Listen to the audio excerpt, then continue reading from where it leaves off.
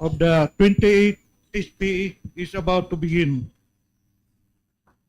We acknowledge the presence of our provincial governor, Governor Rogelio Nel Piroki, our Vice Governor Clive Diquinho, to our honorable members of the incoming 28th SP, as well as our visitors and guests. Good afternoon. As provided in Section 2 of Rule 1, the members of the Sangguniang shall take their oath of affirmation collectively or individually before they enter into the exercise of their powers and or the performance or discharge of their functions and duties. The presiding officer shall take his oath of affirmation before the Secretary to the Sangguniang Panlalawigan, and the oath of affirmation of the members of the Sangguniang Panlalawigan shall be administered by the presiding officer. We will now request our honorable presiding officer to take his oath of affirmation in front of us.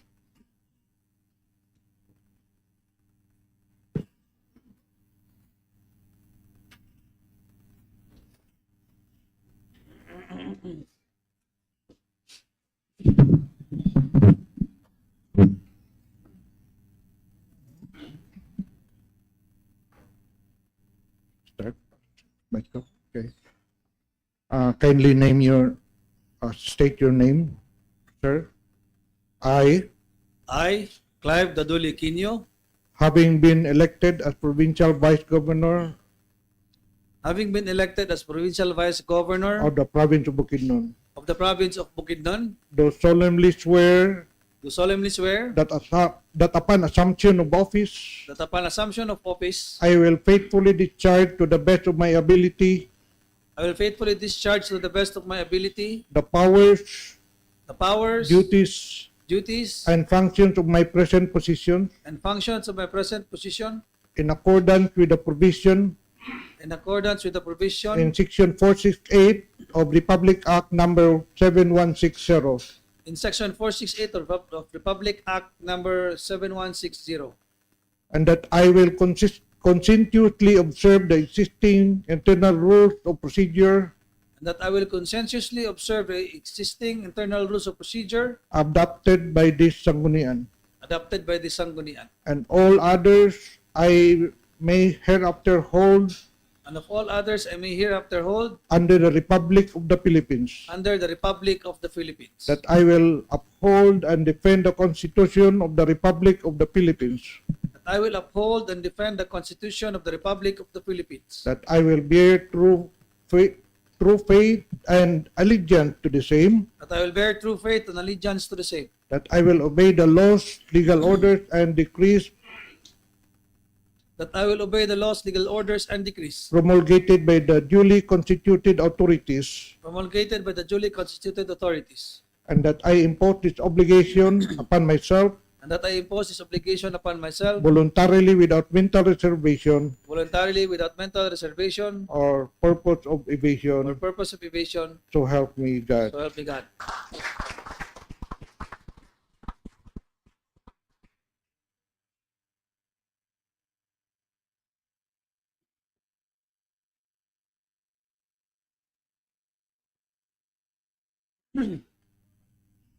We will now request our honorable board members from the first and second legislative district First and second. to take their oath before the presiding officer.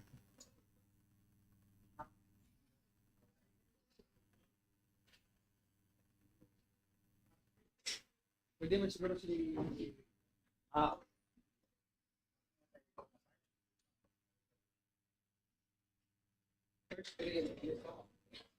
first.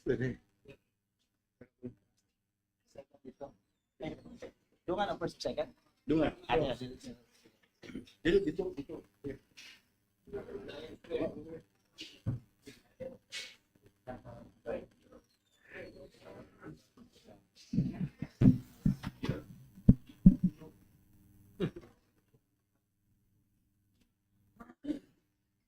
Okay, gentlemen, please raise the right hand and repeat after me. Oath of affirmation. I, having been elected as member of the Sangguniang Panlalawigan of Bukidnon, province of Bukidnon, Having been elected member of the Sangguniang Panlalawigan of the province of Bukidnon, representing representing the fifth legislative district, do solemnly swear that upon assumption of office, that upon assumption of office, I will faithfully discharge I will faithfully discharge to the best of my ability to the best of my ability the powers, duties, and functions of my present position, the powers, duties, and functions of my present position, in accordance with the provision in accordance with the provision in Section 468 of RA number 160. in accordance with Section 468 of RA number 160, That I will conscientiously observe and that I will consistently observe the existing internal rules of procedure the existing internal rules of procedure adopted by the Sangguniang, adopted by the Sangguniang, and of all others and all others I may hereafter hold under the under Republic the Philippines. the Republic of the Philippines, I will uphold and defend the Constitution of the Republic of the Philippines. that I will uphold and defend the Constitution of the Republic of the Philippines, That I will bear true faith and allegiance to the same. that I will bear true faith and allegiance to the same, That I will obey the laws, that I will obey the laws, legal orders, legal orders, and decrees promulgated decrees promulgated by the duly constituted authorities. by the duly constituted authorities, And that I impose this obligation upon myself voluntarily, that I impose obligation upon myself voluntarily, without mental reservation or purpose of evasion. without mental reservation or purpose of evasion. So help me God. So help me God.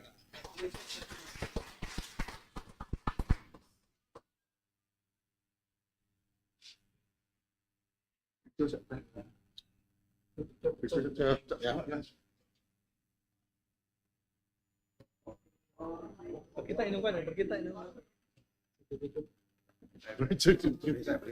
Death certificate. Oh, sorry, Mike.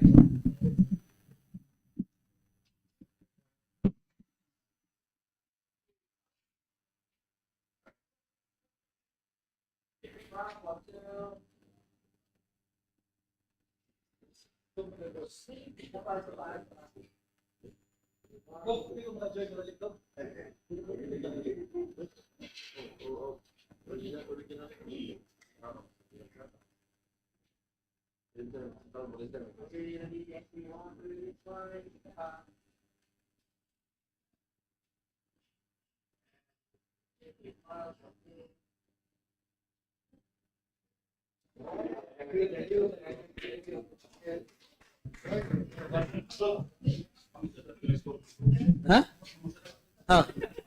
Ah, okay. Wala pang picture.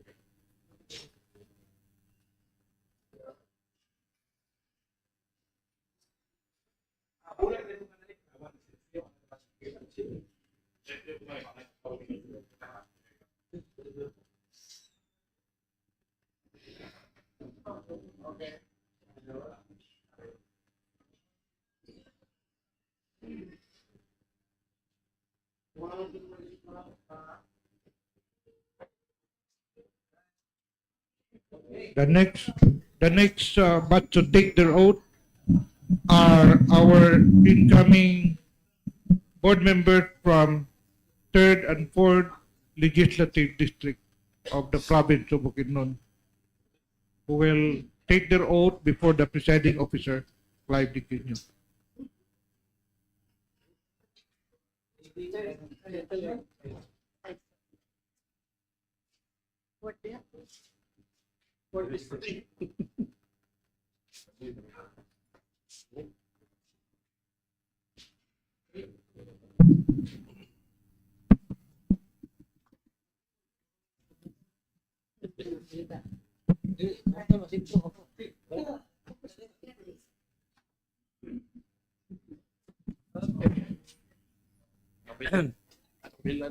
Ladies and gentlemen, please raise your right hand and repeat after me.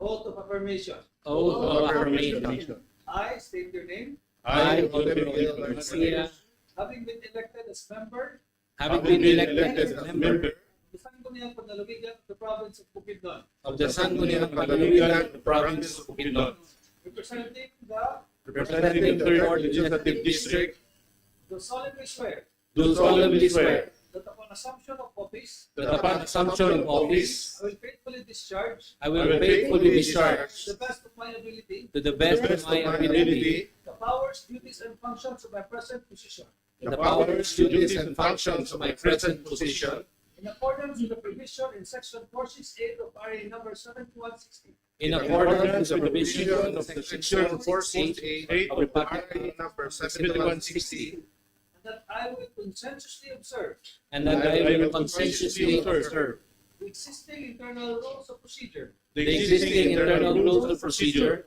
adopted by the Sangguniang, adopted by the Sangguniang, and of all others I may hereafter hold and of all others I may hereafter hold under the Republic of the Philippines. under the Republic of the Philippines, I will uphold and defend the Constitution that I will uphold and defend the Constitution of the Republic of the Philippines. of the Republic of the Philippines, That I will bear true faith and allegiance to the same. that I will bear true faith and allegiance to the same, I will obey the laws, legal orders, and decrees that I will obey the laws, legal orders, and decrees promulgated promulgated by the duly constituted authorities. by the duly constituted authorities, That I impose this obligation upon myself voluntarily, and that I impose this obligation upon upon myself voluntarily, without mental reservation without mental reservation or purpose of evasion. or purpose of evasion. So help me God. So help me God. Congratulations.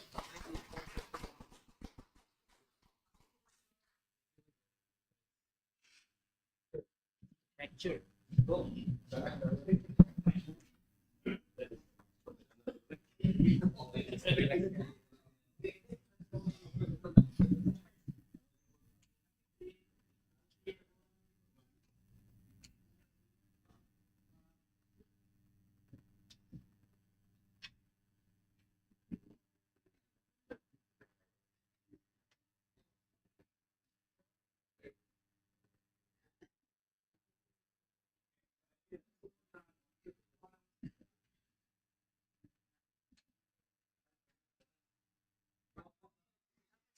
The,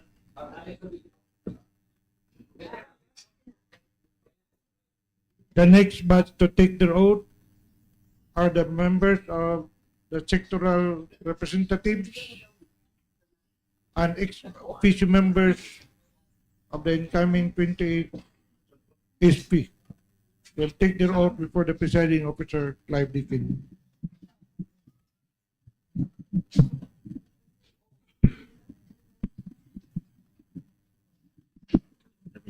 Okay. Ganyan ako makita.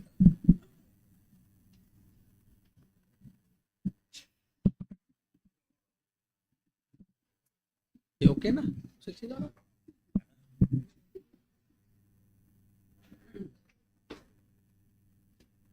Okay, ladies and gentlemen, please raise your right hand and repeat after me. Oath of affirmation. Oath of affirmation. I state your name, I, Rhea Lorena, having been elected as ex-officio board member having been elected as ex-officio board member of the Sangguniang Panlalawigan of the province of Bukidnon, of the Sangguniang Panlalawigan of the province of Bukidnon, representing the Panlalawigang Federasyon ng Sangguniang Kabataan, do solemnly swear do solemnly swear that upon assumption of office, that upon assumption of office, I will faithfully discharge I will faithfully discharge to the best of my ability to the best of my ability the powers, duties, and functions of my present position, the powers, duties, and functions of my present position, in accordance with the provision in Section 468 of RA number 7160, in accordance with the provision in Section 468 of RA number 7160,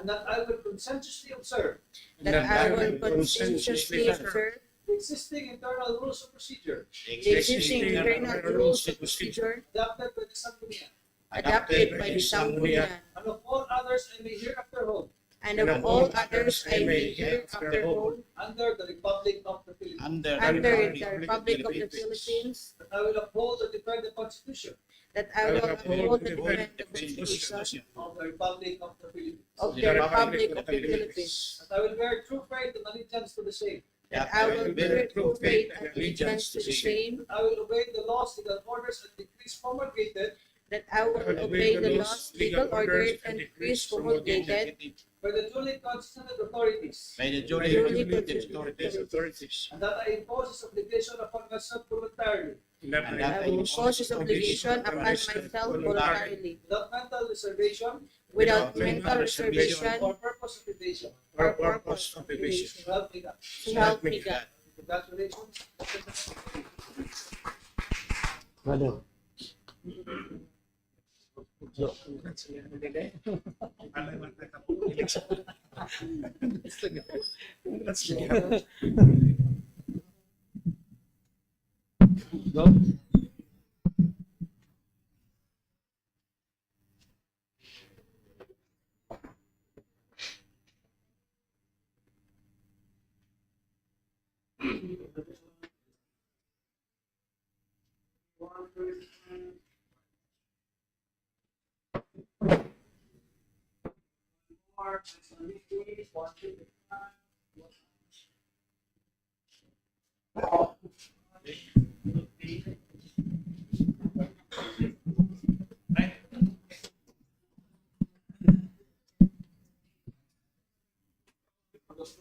There is a request to take photo for the whole body later. Okay. At this point of time, we will now hear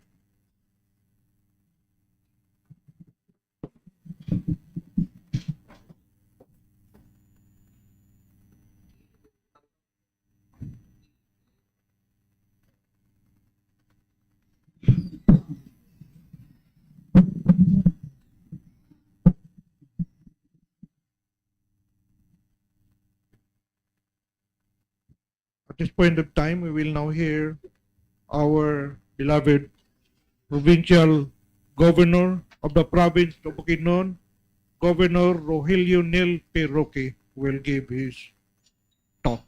This is yours. The presiding officer, pardon. At this point of time, we will now hear the message coming from our presiding officer, Clive D. Kinyo.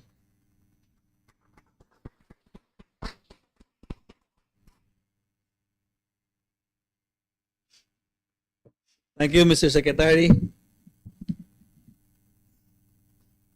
Mayong hapon sa tanan. Mayong hapon. To our dynamic provincial governor of the province of Bukidnon, Honorable Rogelio Neil Pipito Roque, sir. Mayong hapon kanimo atong palagpakan ng atong gobernador. To the honorable members of the 28th Sangguniang Panlalawigan of Bukidnon who just took their oaths of affirmation. Atong palakpakan ng atong mga board members. Sa ato ang mga heads of offices nga niya karon diri, our secretary of course, our secretariat, sa atong Sangguniang Panlalawigan office staff, sa atong friends, ato ang mga guests, again maayong hapon kanatong tanan. Ngayong hapon. I stand before you today humbled and honored and deeply grateful for the overwhelming trust and confidence reposed on me by the people of Bukidnon as their Vice Governor. This fresh mandate is as much a privilege as it is a formidable challenge to even the most capable of leaders. That you have deemed me worthy of the job fills me with pride, and I can only pledge with all humility that I will, with God's guidance and your unremitting support, stand equal to the task and honor the trust you have generously given to me with competent, honest, and effective service to our people. I sincerely express my gratitude to all those who are instrumental in my quest to secure a renewed mandate as the second highest elected official of the province. Of course, to Governor O'Neill, to Senator Meigs, and some of our board members. To my family, my wife Rina, and my wonderful children, you are my inspiration. You give me strength and courage to keep pushing and moving forward for the realization of my advocacies, even in the most unfavorable times. Thank you to my family. To the members of the previous Sangguniang Panlalawigan, most of whom are serving for a new term, it is my honor and privilege working with you. Thank you for a job well done, and I commend your accomplishments and support for the legislative agenda of the province that paved the way for a more progressive and developed Bukidnon under the leadership of Governor O'Neill Roque. Let's give a big hand to the 27th Sangguniang Panlalawigan and our governor. Lastly, to the Lord Almighty, I offer everything to you as I seek your guidance in all that I do. Being your provincial vice governor, there were things learned, initiated, and innovated. These things were fruits of a dynamic and collaborative partnership with the executive department which evolved more progress for Bukidnon. We have passed landmark legislations and innovative programs that cater to the diverse needs of our people. In this fresh mandate, we will ensure harmony with the executive department in our legislative agenda. We want to sustain a trademark of non-partisan governance where leaders are working neither for political gain or self-serving endeavors, but for pure public service. Along with this administration's thrusts, I will continue and enhance collaboration between the executive and legislative departments to be spelled out in the executive and legislative agenda, or the ELA. This will give us the direction and serve as our commitment of doing a tandem work of attaining the development agenda that this administration would want to continue doing with the legislators. It is my commitment to ensure collaboration, innovation, and transparency in the delivery of service to the people. We want to promote a brand of governance where we are assured of quality government that is not partial, not selective, but a participative government providing the priority needs of our constituents. To the members of the incoming Sanggunian, I encourage each of you to lead a committee where you can give your best and show your expertise. Your participation in the local special bodies will reflect your capability and will call your role in formulating measures and policies leading to legislation which will help fast-track program implementation, especially the priority programs of our Governor O'Neill. It is in this manner that we can guarantee research-based and proactive legislation with efficiency. We will continue to evolve into better legislators, continually aligning our thrusts of service pointing to the needs of our people. As the challenges continue to grow, and so with the expectations that we as leaders shall devise ways and means to address and countenance them.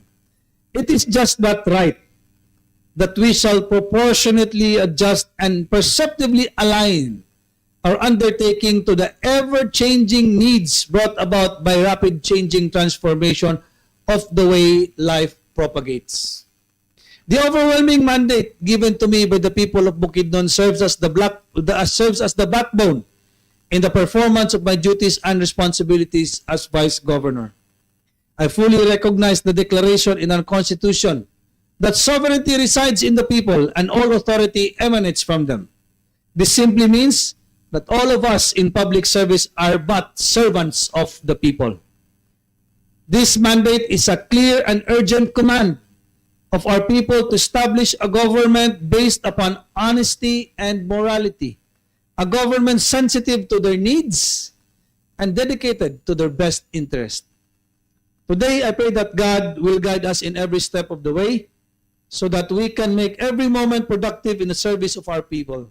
That He infuse us with great compassion for the plight of our people, and that we may always put them above our own comfort and self-interest. Above all, I pray that God will give us the fortitude in mind, body, and spirit to overcome the challenges and pressures for our jobs, so that most of the time, may we do what is good, right, and just. Today, I took this oath to serve the people. I pledge to serve them and will see to it that I will serve them well. Daghan kayong salamat ug tanang himaya para sa ato ang Dios. May God bless the province of Bukidnon.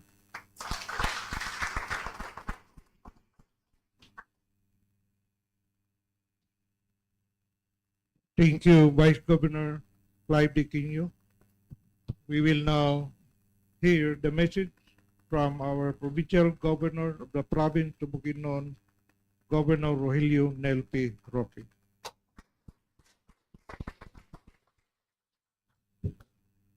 Thank you, Secretary Bagwale.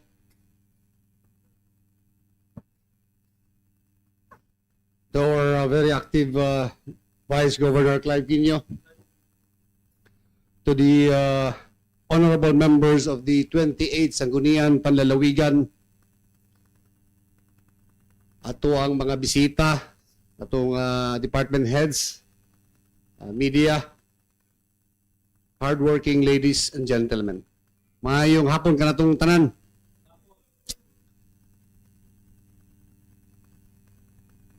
It is with both deep gratitude and great hope that I stand before you today at the inaugural session of our Sangguniang Panlalawigan for this new legislative term. More than anything, this feels like a reunion with friends and workmates who are ready to do even more for our beloved province. Allow me first to express my heartfelt thanks to this esteemed body for the partnership we've shared over the past 3 years during my first term as governor. Our people may not always see the long hours and thoughtful deliberations behind the scenes, but I have seen how the Sangguniang Panlalawigan work hand in hand with us in the executive to uplift Bukidnon. Your support, unity, and foresight have helped transform plans into action, and action into real, tangible progress for our province. From infrastructure to agriculture, from social services to economic programs, Bukidnon's advancement